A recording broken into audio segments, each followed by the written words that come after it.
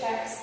It was only after that he had found the yellow newspaper article that carried the story of the gift. It was then that he realized what his mother had given to him. Beaverdat was my grandfather, he said.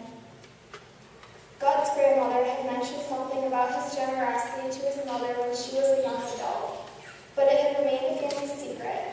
Now, 30 years after her father's death, she was comfortable letting the secret out. Collectively, the letters offer a wrenching vision of the Great Depression and of the struggle within the souls of individuals, many too proud to speak of their anguish, even to their loved ones.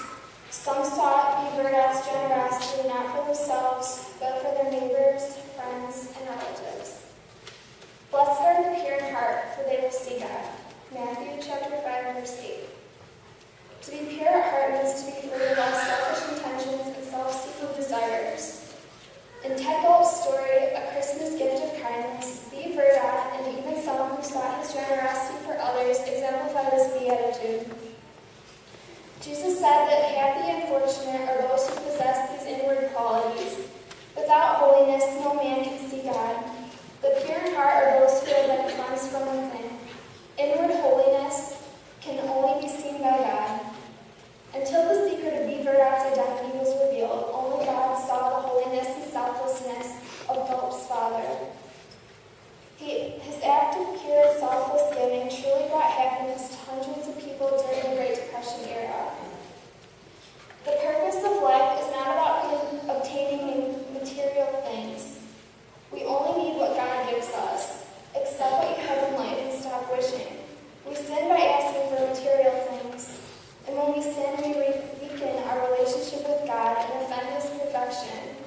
How many times have you performed an act perfectly free of any personal gain? Describing my grandmother's situation is perfect. She had wounded her feet when she retired as a nurse. With money saved for retirement and an unshakable faith, she could have easily ventured out and traveled.